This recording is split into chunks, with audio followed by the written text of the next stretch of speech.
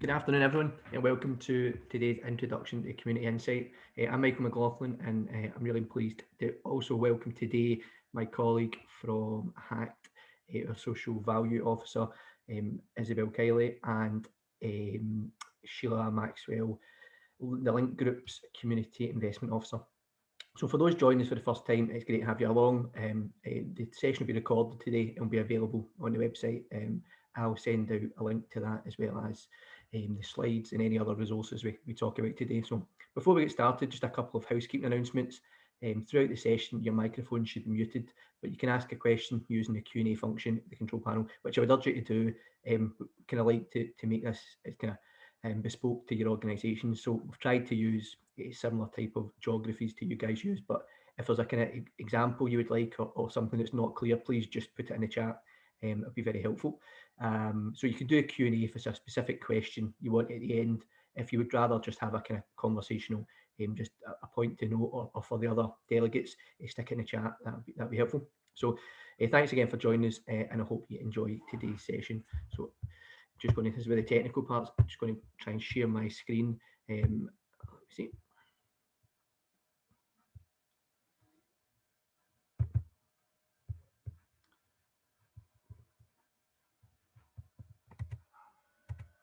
Great.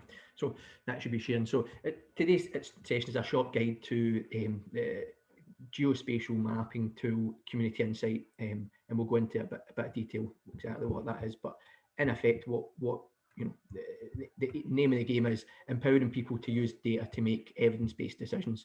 We'll talk through how we're going to do that. So just to kind of set aside how we're going to do it, we're going to talk about it just in a context of social value. I mean, this can be used in various different ways, but given the SFHA's current push and social insight partnership alongside HACT, it makes a lot of sense to look at it through the lens of social value.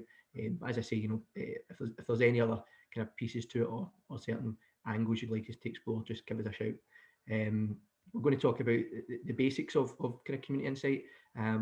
Isabel's going to kind of talk you through step by step how we do some of the things we've spoken about. And Sheila's going to give you some practical examples. Sheila uses community insight certainly most weeks, or certainly so she tells us. But so she uses it, and she's kind of really positive about it. And I thought it'd be a good opportunity to look at some practical examples, how Link use it, and the kind of business benefits they get. If we've got time at the end, we can go through some scenarios of what you would in your organisation, how you would use it. But I'm more than happy for people at any point through it just to drop anything in the chat and we can look at it then.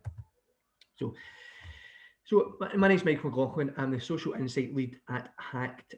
Work between HACT and SFHA, and HACT is a charity, a UK-wide housing charity, which I think the phrase they use is an industry-focused think tank and sometimes innovation agency.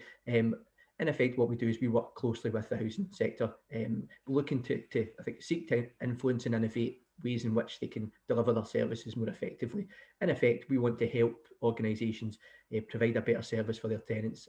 We're really keen on kind of social value and the wellbeing approach in order to do that, and we'll look at what that means and how that influences how we use community insight and who uses it. So.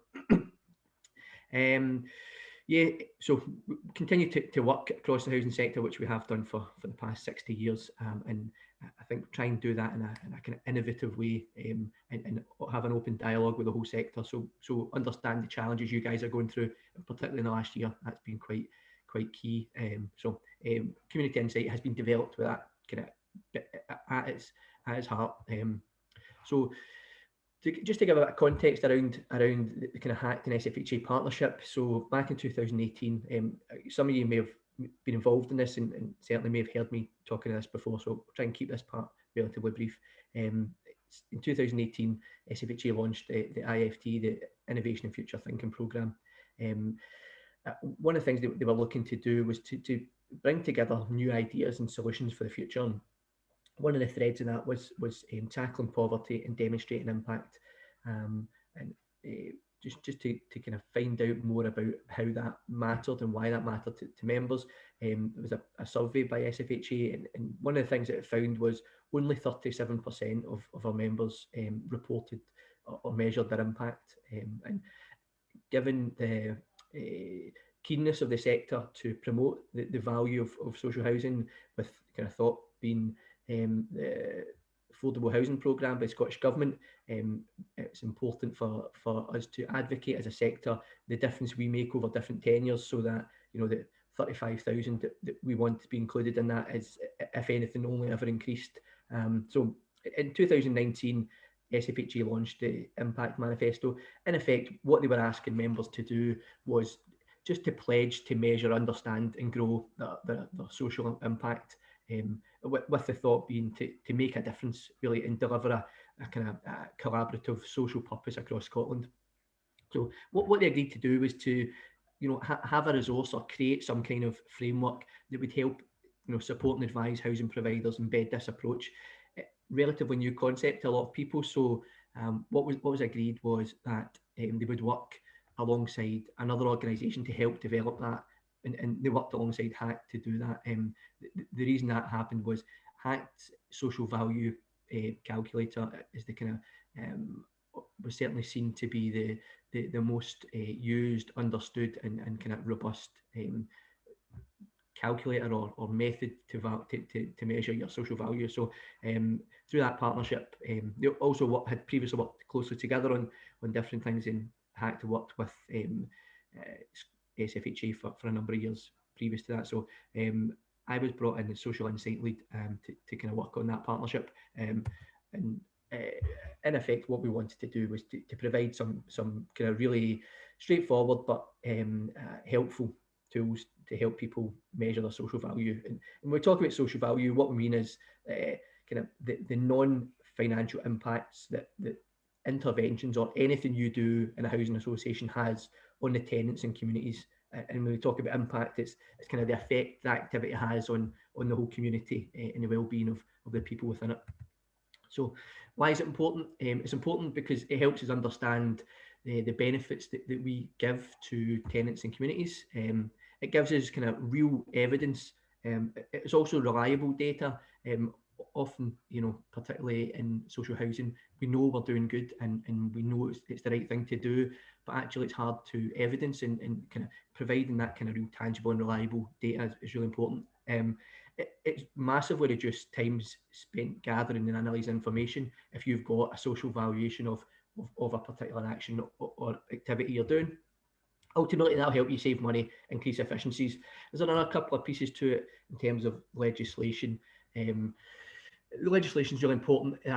The Procurement Act of 2014, which in England was the Social Value Act, basically made it legislation that as part of any public contract of, I think it was over £4 million, that we had to have a community benefit clause in that, which means you have to provide social value through that contract, and how you do that, you know, obviously links to the kind of services that HACT provides. So, you know, measuring the tool and understanding social value. So in event, what we want to do is demonstrate the additional value that social housing has. So the existing tool that HACT have had is a social value calculator, and what that is it's like a kind of large spreadsheet in effect that has a list of 124 outcomes that they've valued. So just to give a brief, so the main sections is employment, local environment, health, financial inclusion, youth, social groups, physical activities, homelessness and physical environment like repairs and improving EPC ratings. So for each of these, you know, looking at the section I've highlighted there is the employment. So what that means is the social value of a full-time employment is £14,000. Now that doesn't mean that the person earns £14,000 or even that the economy is boosted by £14,000. It means it would take somebody handing them £14,000 to feel the well-being increase that they felt by receiving that job.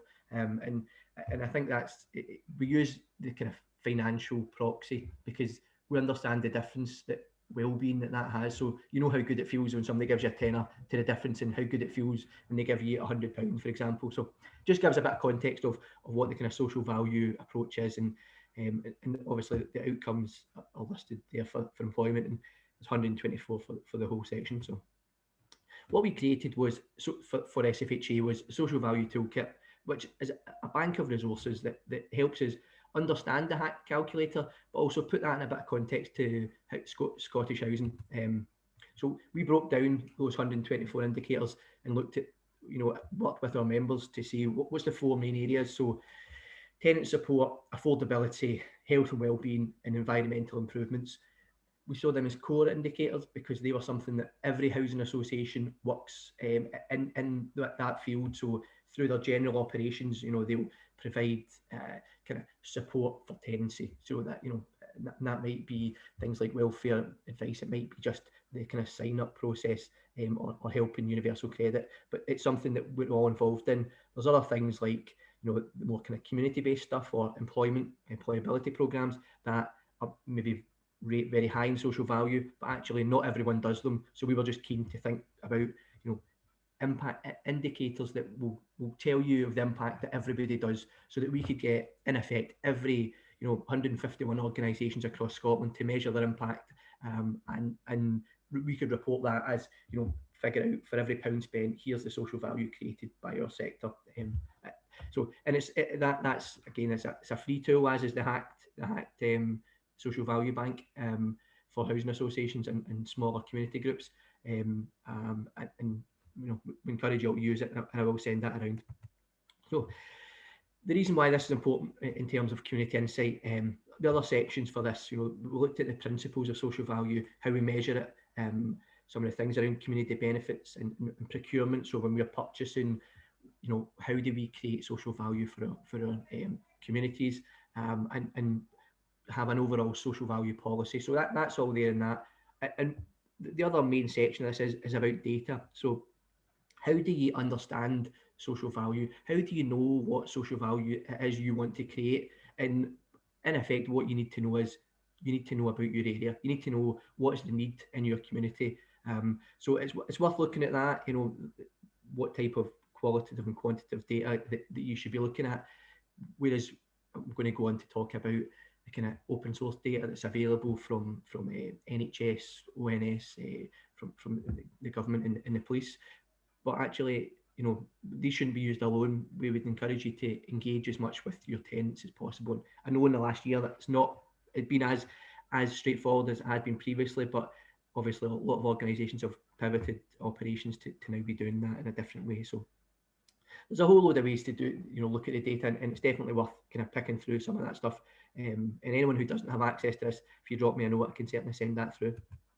So in effect, what we want to look at is data. So introduction to community insight, it's basically a map of we look to date community insight Scotland, and what that is, a map of Scotland that we can look at any area, or we can map our own housing association or stock, but it doesn't always have to be housing association. If it's a community group, we could look at community centres or food banks or whatever projects that you work within. So as an example, we can map housing association stock, we can look at area that goes around it, and we can look at all of the data that exists within that. So it can be done in local authority area, can go down to the kind of data zone area that the SIMDs are calculated in. In effect, it's a very straightforward way to collate kind of community profiles. So we'll look at how to navigate the tool. So in effect, it's a map, and we've used the kind of house signs where we are mapping stock on that. It doesn't have to be houses, but as I say, we're looking at it from a housing point of view today for SFHA. But it just allows you to visualise the area and kind of map any data across that to help with decision making in your association. And we'll look at specific examples of why we would do that and how we would do that. So in a nutshell, it provides you with data for areas that you care about, and that might be one geography across Scotland. It could be, we have organisations like Wheatley or Sanctuary who work over various, and Link who work over various geographies, so we can map kind of performance or different needs across different areas. So yeah, so we can, in effect, pick any area to map. We can look at the data that sits within that, and we can cross-reference the different data sets. We we can create kind of large scale community profiles which looks at all the data for whatever area in which you want to look at. So we can also upload our own data to that. So you might have some indices around your rent. So you might have different rent in different areas, and you might want to be mapping that against what maybe income or universal credit in that area. And so we can look at ways in which we could do that. So what Isabel's going to look at just now is how to create custom areas. So that could be, you could be looking at Glasgow, you could look at Edinburgh, or you could look at, for example, Link could map all of their stock out. We can choose what indicators that, say, for example, Sheila might look at when she's doing that. It could be, child poverty for running a holiday hunger program over the holidays. It also could be a thing around, maybe energy performance. If anything that there's data for, and we can look through. I think Community Insight Scotland has around 850 different data sets that we can use. As I say, we can upload our own data, and we can also look at what the kind of permissions are. And you can have as many users as you want, and we can look at the things that they can do. So what I'm going to do is I'm going to stop sharing my screen. Isabel's going to share hers, and she'll go through step by step how to do some of those concepts that we've spoken about there. Thanks, Michael. Let me just share my screen.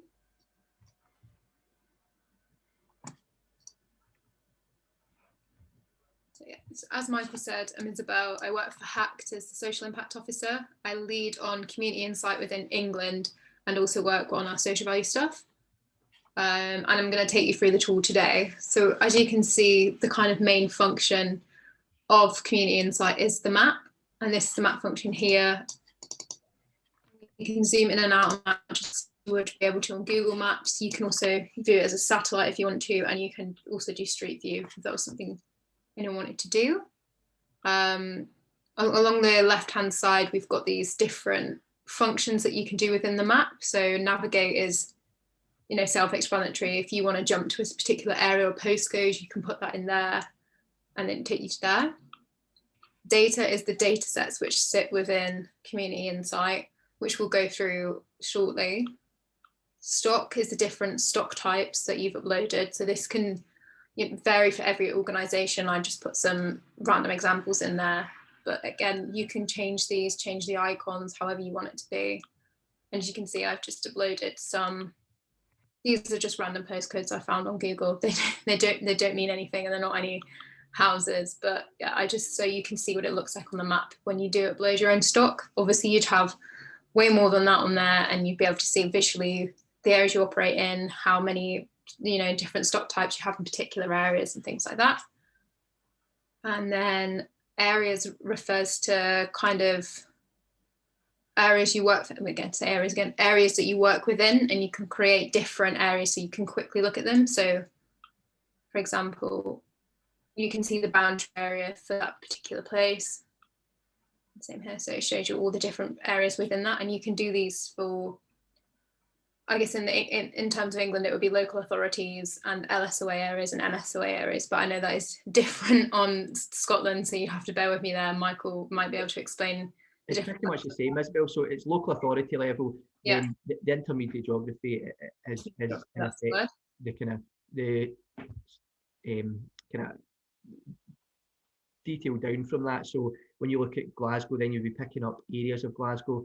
And below that is data zone level, and in effect that goes down to not quite postcode level, but I suppose not too far off it. Okay, there you are. That's what they are. And we picked some data sets to look at today, but within here you can see there's different ones: vulnerable groups, population, housing, crime, health, economy, and so on. But we picked a few out that Michael thought might be relevant for everybody to look at. So the first, let's have a look at this one first, satisfaction with local area. So as we can see, there's different colours now across the map, and the darker the area is, the lower the satisfaction. And then going backwards from there is more satisfied people are with their areas. And we can see what this means within here. So in the info button, you can see that the lower scores refer to the less feelings of satisfaction. And then if you click down into about the indicator, you can show where this data comes from as well, and how often it's updated and when it was last updated and things like that. And I think when you look at a lot at that, some of them are kind of 2011, and that's because they are attached to the census, which obviously is being currently carried out and will be updated as soon as that data is available for us to analyse. It will automatically go on. Yeah, it could take some time for that as well. I think Scotland aren't doing the census this year. Am I correct? Yeah. Doing it next year? It's not this year anyway. Yeah. No. Again, looking here, this one's for green space. I loaded one up here that was the index of multiple deprivation, and this one was about income rate. So again, you can go here, see what it means, where this has come from, so on and so forth. And then that's kind of the basis of what, if we zoom out, you can see it across Scotland as well. As you can see, you view further out, it gives you more of an average across areas. Another way you can view this as well is within the dashboard function. So ideally, to get the best out of this, you would have all the stock areas that you operate within loaded up along here this way, and then all the different data sets that you're interested in along here, and then you can compare them to the average for Scotland and how they compare to that, which is another way to do it, rather than, because obviously on the map you can only view one data set at a time, and this enables you to view all the ones you find relevant. You can add more than these, you can add less of these, so it's kind of a quicker way to find the data that you're looking for. And then, as we talked about all the things you can do on the map, I will show you how you can create stock groups. So one of the things you can do on this, so you can also export any of the dashboards to Excel, and keep, you might be looking to map kind of the progression of some of this stuff, so you might do that over different periods of time. Yeah, definitely. Thanks, Michael. I'm going to take you through a few of these group admin responsibilities. So manage stock is where you would go to upload your stock, and it's as simple as all you need to have is a CSV file, which is an Excel file, and the postcode, the stock type, and your organization name. And you just load them into an Excel file and upload them here. And as you can see here, you can also see that you can add metadata to it. So now you're able to add information about the different stock that you have. So if you do have the unique property reference number and you know exactly who's living in that property, so many different bits of information you could add for this. So it could be who's living there, how many people are living there, if they're in work, whatever you want. You can add up to 5 extra columns of information about the property, which is quite useful. And then once you upload it, it will show on the map like the little houses that I showed you before. You can also change the stock type here, so you can change the name of what you call them and also the image. So I know some organisations use Community Insight to also map their community assets. So you say you wanted to put in a community centre in here and you didn't want it to be in the shape of a house. There are also different icons you can use there to differentiate what you're looking at. And then we're going to manage stock groups. So these are the areas that I showed you that made the outline on the map that you can view data within. So this is pretty straightforward. Let's just do Glasgow. And then you have the option to draw on the map. So this would be more if you had a really specific, unique area that you wanted to map that isn't really relevant to any boundary lines that already exist. So say you knew that you wanted to look at 4 different streets within Glasgow, you can just zoom down into those and then draw. I'll just show you how you draw a random whatever shape works for you around there, and then that's your area. Another way you can do it is uploading a list of postcodes that you've already got on Community Insight. So you can say that you wanted to look at 4 properties who were involved in a piece of work you were doing. You can upload those and have a custom stock group of just those properties. Or you can also, the third option is based on a standard area. So this would be district, go down to Glasgow City, and then you just click Save Stock Group. And then you can click View on Map. And then it's there loaded on for you to start looking at different data sets within. Also within managed stock groups, you can request reports. So you can see along here, for every stock group you have, you can request a report, which gives you, I think they're around, maybe different for England and Scotland, but I think they're around 60 pages long, and they go through all the data sets which sit within Community Insight Scotland and give you a page of information, tables, graphs, everything that you could dream of, that you can either use as a report on its own, or you could copy and paste bits out of it into your reports. If I request one now, I should be able to show you what this looks like. They take around 10 minutes to produce these, so we may have to come back to that in a bit, but you'll be able to find it within here. Isabel, if timing works better, I've downloaded one that we can use, if that's helpful. Yeah, amazing. If you want to share that. Shall we do that now? Yeah, I'll stop sharing and you can share if that's all right. Sure. And we can just have a look at what it looks like quickly. Is that working there? Yeah. Yep. Excellent. So this is a profile I printed off looking at constituency areas, something we did in the past. So it's just a kind of specific area of Edinburgh.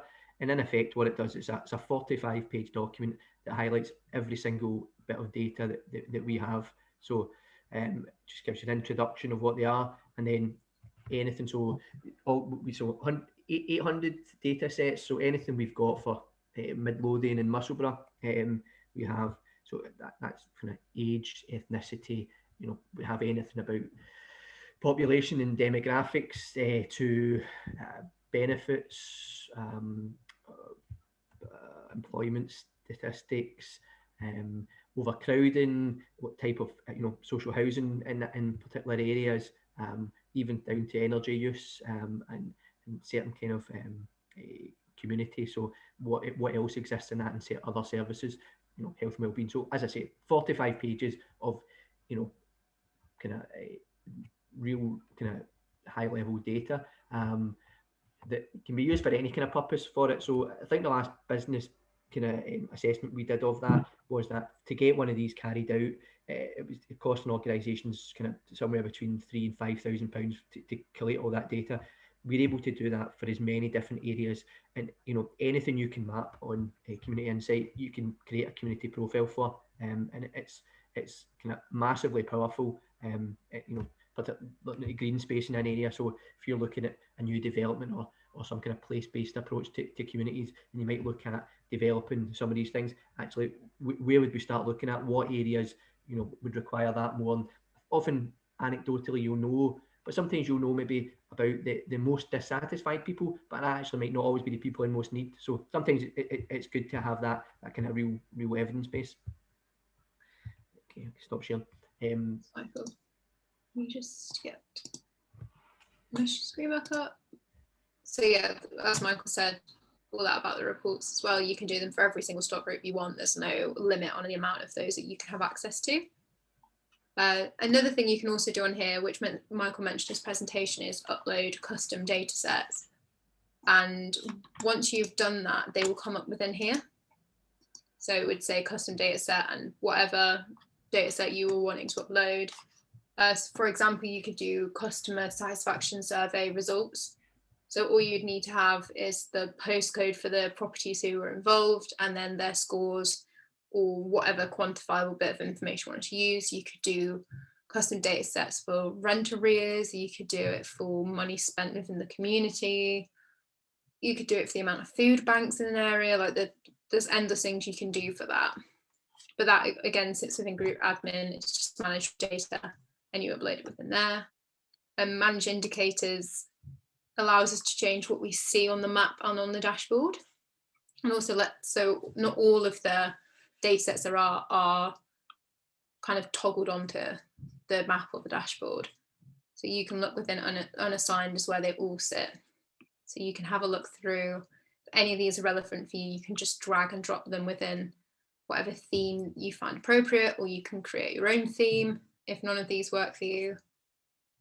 But it's quite nice to be able to customize what you see. So yeah, you can pick and choose what you want to look at in that way as well.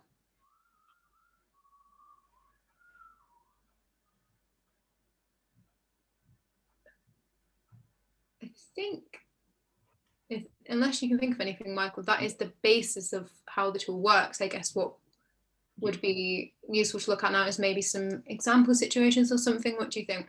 No, absolutely, absolutely. So, I mean, I can certainly, I'll kind of finish off a couple of bits, and then Sheila can give us an example of how Link use it and the benefits it brings to them. Then we'll look at some scenarios of particular things you want to do within a housing association and the benefit you would have for using this. So I'm happy if you want to stop sharing that now, reshare the presentation.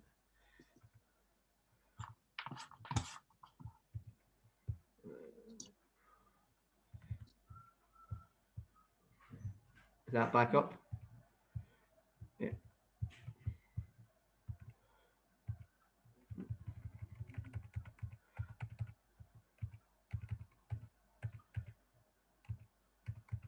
So in effect, you know, we can look at the kind of admin privileges of that, and you can have as many different users as you want. So some organisations have every staff member, and some people will have every community or regen staff member. Some people will have housing officers.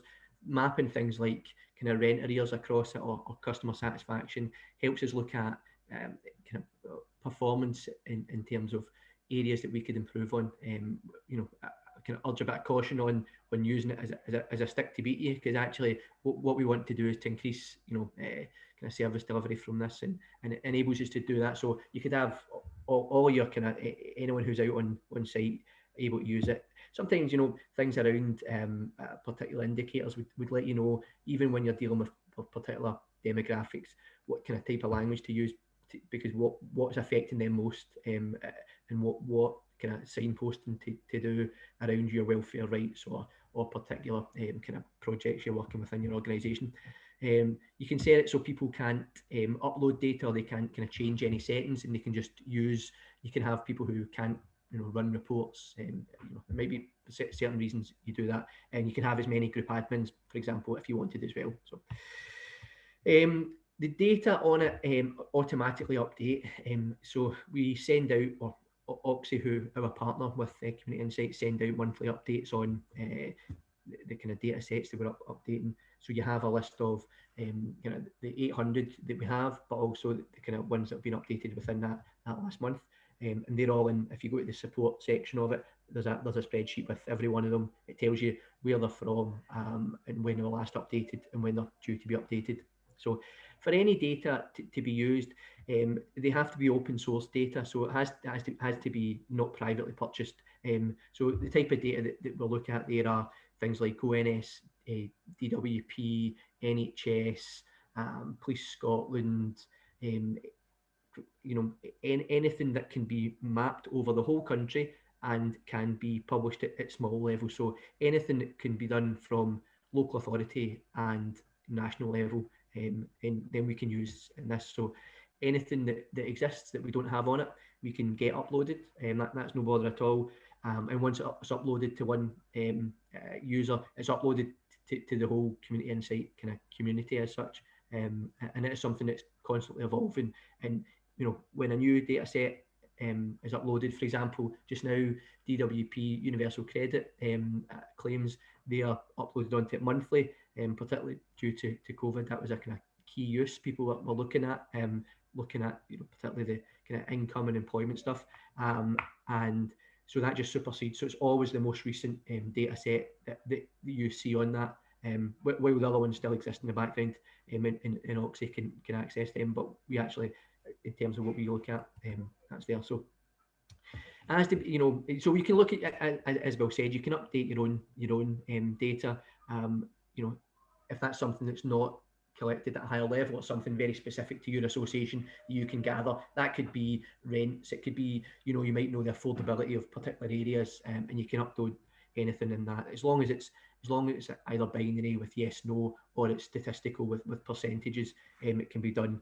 It's very straightforward, and as long as you have that data, it's literally just a spreadsheet. You just need to have the kind of area name or postcode and the statistic, and it'll appear in the map, the kind of same kind of shading to tell you kind of the level of indices.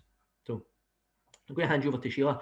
Sheila is the Community Investment Officer at Link Group, and as I say, she uses Community Insight regularly. She extols its virtues and is a kind of real in Scotland kind of champion for this, and kind of part of the wellbeing approach. And I know Link are doing a lot of work just now around the kind of environmental and social stuff. So it would be really good to get an example of how they use it operationally. Thank you. Thanks, Michael. I'll just start my video. There we are. So good afternoon, everyone. As Michael says, I have used Community Insight Scotland since about 2015, and Link were involved in the initial establishment of it. I know some other participants were as well. Certainly when we got it, we started to look and see how we could apply it across the business, but it's been a use of over the last 5 years that's really helped us to make the most of Community Insight. So I'll go through maybe each of the features and give you examples of how we've used that. So for example, when Michael was talking about the basic level access, that means that at Link, everybody in the Link group of companies, all staff have that basic level of access. So it means that they can go on at any point and do a quick postcode lookup to actually see the property, because you can also drop a wee street map pegman in there and do a 360-degree look at your properties. So customer service centre staff, for example, will have Community Insight Scotland on their desktop, so that when they're on the phone to somebody, they can do a quick postcode lookup and say, all right, we've got X number of shared ownership there, or general rent in this street, that sort of idea. So it's an easy way to them visually to see, and to see what the properties look like. We've also used that feature for helping to share with partners, like external partners, what our properties are and where they are, and particularly it's quite good with video conferencing, because you can just share your screen and show them your properties in a specific area. In terms of, there's another function Isabel mentioned called the metadata. So when you click on each individual property, in the past you could only see the postcode, but now you can see other information about that individual property that you have in your housing management system. So we're currently in debate about changing what we have at the moment. So at the moment, if you click on a property, you'll see the housing officer, the scheme ID, and a few other things, but we're thinking about maybe, do we want gas maintenance date schedule up there? Do we want to put in information about the household? I suppose it's how often you're going to change something, and how often you want to update that data might determine what metadata you put in there. So other people in Link have higher level access to do things like look at evidence of need. So this ties into looking at external funding, tenders, understanding what needs and issues are in our communities. So I'll give you a few examples of how we've done that. We have a service in Fife called Better Than Well, which is a self-help coaching service for survivors of childhood trauma. We do that in partnership with NHS Fife. And initially we used it to, we looked at indicators like personal independence payments, where the disease code is mental health related, or other types of benefit uptake, but also there's prescription medications, levels of prescription medications in different areas. Is also potentially an indicator of anxiety, depression, and other impacts of childhood trauma. So initially we used that evidence to draw down funding from Survivor Scotland for specific localities in Fife. So Fife is split up into 7 localities, so we had to choose which ones we wanted to operate in. So obviously we want to operate where there might be the highest need, so that's where the heat mapping came in and the dashboard.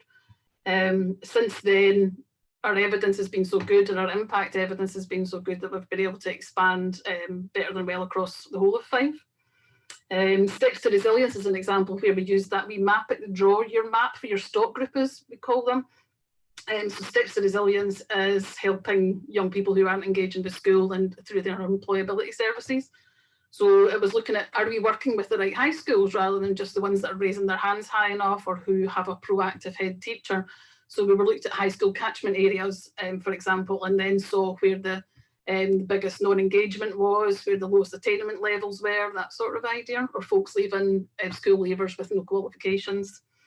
Finally, recently we used for the Money and Wellbeing project, which is SLAB, Scottish Legal Aid Board, and we were looking at where would be best target support for people with both mental health and debt issues. And there's various indicators we could use around that, like unsecured personal debt, which was a really up-to-date one as well, which was handy. I think it was a 2021. So it helped us to say, right, we need to be focusing on East Ayrshire, we need to focus on North Lanarkshire and Inverclyde rather than Edinburgh or Falkirk. So that's an example. So also, because you're trying to understand what difference the communities and your tenants and service users need to be so you understand what outcomes you're working towards. It ties into the social value banks. You can look and see evidence that ties in as, oh, is employability outcomes a particular need in one area, or is it more financial welfare support, that sort of idea. So some examples of how we've used that, particularly to develop partnerships and to work with external organisations as well. So in Craigmillar, for example, there used to be an urban regeneration company, Park, that covered Craigmillar, Greendykes and Niddrie. So the council are kind of looking at the moment to do more partnership working in that area. And so we had a video conference meeting between ourselves and other housing associations and the council. And I was able to basically do an estate management walkabout live, which particularly in COVID times was extremely helpful to say, oh, that's us there. Obviously the images are only as up to date as Google Street Map images are. But it was really handy. And also I did a report, drew around the former Park Urban Regeneration Company area and gave that report to colleagues. So they had that within 10 minutes of the meeting finishing, and they were like, that's more information that we possibly have at our fingertips. So you might get a call from Edinburgh Council. Also, we do reports for contractors in the development programme. So they might be working in an area that they've not worked in before. And so to help them understand the needs and issues in the community, how they might engage, best ways to engage, that sort of idea. We'll do a neighbourhood profile report for that, the surrounds of the development site. It also helps us to understand what community benefits and procurement are needed in the area. So it might be, rather than always focus on jobs and training, it might be more important to have something else around food banks or supporting a community centre, etc. Again, according to whatever needs and issues are identified. Finally, the dashboard feature is something we've used a lot, particularly to inform strategy development and also to look at protected characteristics. So we know the regulator is interested in us understanding more about protected characteristics and keeping abreast of that amongst our tenants and service users. That's difficult. So Community Insight Scotland gives you another way of getting much more up-to-date information on protected characteristics of the communities. It's not necessarily your own tenants, but it gives you an indication of where there might be more people from different backgrounds, different age groups, etc. So the protected characteristics dashboard we produced was really helpful in doing that and helping us to understand, well, the ONS 2019 mid-year estimates are always going to be better than what we can gather, and the amount of GDPR issues would have to overcome for some of that. Also, our sustainability strategy, ESG reporting and ESG type indicators helped us understand and think about what we might record or monitor in the process of our strategy and where the needs and issues might be most significant. Also using the dashboard, so when you've got your stock groups, so our stock groups include things like officer patches, area office, might be specific to localities. So in Edinburgh, for example, there's 4 localities, or in Fife there's 7, and if you're accessing funding in those areas, the external funders like it to tie in with those localities, so you can do that. Also to compare officer patches with the Scotland average. I think that's really important to highlight on both the dashboard and the reports, that you're always comparing your stock group selection with the Scottish average and with in other local authorities. So I can compare our stock in Larkfield and Inverclyde with Scotland, so you can see the difference in how your the population in your stock group area compares with the local authority in general, and how it compares with Scotland in general. That's been really helpful to understand. Maybe some housing officers might have more demand and more issues in their area, rather than everybody has 200 households or whatever it is. It's a way of understanding that there might be more demands on some areas than others. And also, just to flag on the dashboard, I know you've got the export button, but I prefer to just do a copy and paste of the dashboard, and then copy and then paste it into Excel, and it retains the coloured formatting, and it's actually easier to view that way as well. So I would recommend giving that a bash. And I think that's probably me taking up about 10 minutes now, so I'll leave it. Thank you very much. No, that was excellent, and I think it was kind of exactly the kind of content that is really helpful, just to understand how you use it on a day-to-day basis, but also kind of thinking kind of strategically as well. No, thank you very much. We'll go back to, and hopefully this works. Let's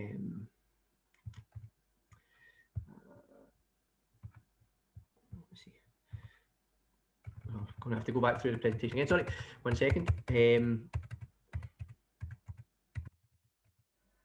Yeah, so just thinking about some of that stuff. So kind of scenarios to go, we can go through and have a look. If anyone has any particular, we want to look at data in a specific way, or a specific project they would like us to think about how we would do it, just put it in the chat. But in the meantime, I'm happy to go through kind of 3 quick scenarios, and I'll get Isabel to share our screen, and we can look at. So the first one is thinking about procurement. So going into a kind of purchasing of, say it's a doors and windows program, and thinking about how do we deliver that, and how do the needs or the data in that area affect that, and how would we use community benefit kind of program to benefit the community, and how Community Insight helps that. The second one I think is worth thinking about is applying for external funding. Community Insight is almost as if it's made for that. Often they ask you what the need is in your area, and you can evidence that straight away. You can pull off the whole community profile, and which I know from sitting on some recent Scottish Government panels for funding that people have been doing, and it's looked along really favourably actually, that you have a kind of real understanding of that area, looking at how to make some of that kind of sustainable projects just by understanding the change in data, and tailoring what you're doing to what the need is.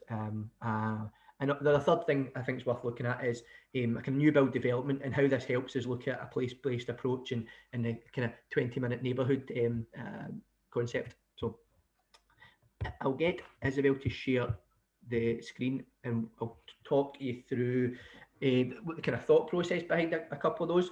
So the procurement, so what say it's doors and windows, for example. The need, it might be a cyclical maintenance program that you don't have as much control over as in who you would support first. But actually, when you're delivering that program, sometimes it's worth knowing things about the area. What is the health indicators? Are there people who have or areas in which there's high level of respiratory illness, for example, that if you're putting a new window program in, you would want to start a program there, or you want to ensure that your consultation for that kind of highlights some of the kind of details there. So the one of them, there's respiratory disease and hospital admissions, and and when you drill down within an area, for example, so link work in Edinburgh, but let's look at different areas of that. Obviously, it's hard to know some of these things kind of house to house, but if we've got an idea of kind of common sets of data and common inequalities people are suffering, it's a kind of a really kind of wrap around approach to when you're carrying out your daily functions. Actually, how are you doing that in a way that's benefiting your tenants, and kind of holistically. Also, the satisfaction one we looked at earlier on, I think it's worth thinking about that. So where you have tenants who in an area where people are already not particularly satisfied with a local area, actually, if you're putting money into supporting them, having them as part of that process, or having your project starting there might be something. Also, this might help not only how you deliver it, but what type of windows, doors, or organisation you work with in this is energy use. So you can look at things like gas and electric consumption kind of average, and I think there's some stats for that as well. So, and what you can do again is look at having an overall. I think it's if you type gas in, no, maybe it's not been uploaded through to the map, but it does exist anyway. And you can look at the dashboard. So just having a dashboard that you have for each project, it might just be to look at what data helped influence that decision making for the project. It kind of helps with the planning, and then the next time, particularly when it's like cyclical programs, to look at how's that data changed, how have you impacted on the area in which you work through the program you've done. And that's where, as Sheila refers to, the social value bank was really good. So there's 124 outcomes for that. So for example, the data that I was looking at, their satisfaction, one of the outcomes on the social value bank is how much belonging someone feels to an area, or also how much better someone feels in terms of their health or well-being. And it's kind of also different ones about relief of depression and anxiety. If someone living in a really kind of a situation where they find their living conditions are attributing to that, current situation is everyone's in the house all the time, that's going to be kind of exacerbated in ways in which, as an association, we can work to reduce those, and certainly we can evidence that it's worth doing. So one of the things with a large programme, I think particularly cyclical maintenance stuff, you can do is you could look at the start of that, what's the data sets we've got. You might look a year or two later, and so you might look at the data of satisfaction has gone from going up, say 5%, or you might have things like the respiratory disease, that might now be worse, and you might want to look at, actually, do we need to support a different program, or what, and look at the social value we've created from that. Actually, could we have done more, or have we made a real good difference? So you can look at a start point and an end point by looking at community insight data. So you just looking at the data set at the start of the project and the data set at the end. And almost a bit in the middle is where I would use the social value bank to say what we did in that, the kind of, that's where we were, that's where we are now. What we did was create social value and measure that. And I think that's kind of really beneficial in terms of procurement. The stuff in the SFHA social value toolkit provides some kind of tools around planning procurement and working with community members to do that. And I think some of these data sets are the ones that we would be using in that consultation. Also linked to that is the community benefit programme. So with any kind of large scale project, you would be looking for those contractors to provide some level of community benefit. But what is the need in the area? And if we look at, it might be low income families, or it might be educational attainment. And it's about understanding what's the most need. If it's education, could they go, the supplier, could they put on some kind of workshop with the school, or think about taking on a local apprentice, improve kind of educational outcomes through practical stuff. There's a lot of stuff that, again, in the toolkit we talk about almost as a menu of options for these things. Rather than just saying to a contractor, what can you do? Understanding our area, what do we need?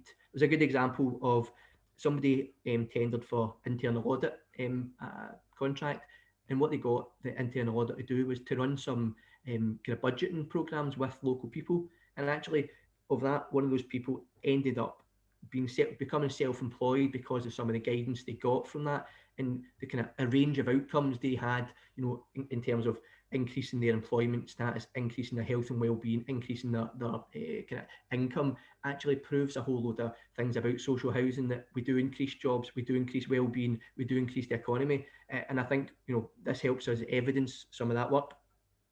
The second example I looked at was funding. So some of that is kind of thinking about just now. I know some of the people on the call have applied for Scottish Government funding around COVID. So what's the main drivers in your area that have been made worse by COVID? So if we look at some of the data around maybe if we look at internet, so we can have any of that, the broadband. So people who aren't currently connected, they are people who aren't accessing services in the same way that kind of people statistically with higher incomes and higher opportunities have. And people who don't have access to internet are more likely to suffer mental health illness, are more likely to be isolated and not be able to have things like food and medical provisions. And I think associations working with the government, working with Connecting Scotland, have provided a lot of hardware and skills to increase internet usage. And I think to understand people who don't have that, it would then affect how we would approach a project. So we know the people who are more likely to be affected by COVID live in areas, and we can just show that straight away. And actually, not only would that get us funding, but it would mean we would have a more meaningful project. Again, talking about the community profile, just to pull a full one, that just evidences the need. Again, looking at the end of the project, we can start thinking about what stats have changed and what can we see through community insight in parallel with the social value outcomes that we can look at as well. The last one, very quickly, wanted to look at, and Isabel, I wonder if you could look at the dashboard for this, because I think it's around the new build development. So a lot of the kind of work that the SFHE have looked at alongside the NHS Public Health, been around the place-based approach to communities and thinking about the 20-minute neighbourhood. So you can actually look at some of these things here, the public transport times to certain services. So I think the ones that we've got there are to GPs and to post offices. And if you look at, it just shows straight away that the kind of average time in Glenrothes is kind of substantially higher than it is in Dumfries, for example. When you're looking at kind of minutes or miles, every kind of number up is very kind of is a lot higher. And again, Glenrothes, so thinking about kind of less urban areas, actually there's a whole load of different difficulties that people in those areas have. And if we are building kind of new build properties, how do we, as part of that development, as part of the community benefit programme, how do we understand how we build that community to be more sustainable, to have people sustain tenancies, but also to increase well-being? And I think almost having a dashboard, there's a whole range of them you can look at. You can look at minutes to walking to things, driving in public transport. I think we have data sets for post offices, schools, GPs, shops. Alongside, again, we would encourage you to do a lot of do you want to unshare that now? We can look at kind of community development stuff around engaging, and again, they are included in the social value toolkit. So just if you get any questions from any of that stuff that would be worth going through for the last minute or so. In the meantime, I'll just give you a wee kind of review of these. So it's easy to use community insight. You define an area and information about the community is already there. It's as simple as that. So you can look at an area, we can look one house, you can look at a street, or you can look at the whole country. It's fast. You can generate a 50-page report within kind of minutes. It's always up to date. We don't update so you don't have to update any of the data sets. It happens automatically. You always have the most recent data set release. Basically, it saves you money, kind of paying for consultants to produce any reports, and it makes you a lot more efficient, and better at serving your tenants. Let me just share this for the last second there. So share screen. Somebody's just asked there what cost involved, and that's on my last slide, which somehow I've just seemed to have lost. So I'm just going to share my screen and then put to this. So we'll go right to where we are. So in effect, it kind of saves time and increases efficiencies. So what I'm going to do, I'm going to email everyone who had signed up for it and send you a demo account. You can access at your leisure over the next couple of weeks, and I'll get back in touch with you to see. So it's £6,000 a year for subscription to it, but for organisations of under 2,500, we're able to offer kind of discount on that quite significantly. So if it's something people are interested in, get in touch. If you think the financial things is an issue, let us know. But it's massively kind of used across the sector. Nobody tends to use it and not find it useful. Anyone who uses it regularly kind of saves them time, saves them money. Thinking about some community profiling or consultants you use, you're spending that cost in days for some of that stuff, and even looking at the external funding, you can apply as part of external funding for some of the kind of monitoring and evaluation of that costs to pay up, even thinking about kind of monthly subscription of it. So if you're interested in it, please drop me a note. As I say, I'll set up a demo account for you all and send it all through by username, and please do get in touch if there's any other information you'd like to know about it. So thank you very much, and it was really interesting to talk to you today. If you'd like to get in touch with myself or even speak to Sheila about some of the ways they use it again, I'm sure she'd be happy to chat that through. Also, in terms of kind of wider topics, SFHA, if there's anything else you'd like us to kind of support or provide webinars about, please let SFHA know. The current schedule will always be on the What's On page. So thanks again to Isabel and to Sheila for coming along today to help, and hopefully it was informative and we've kind of provided the information that you'd be interested in.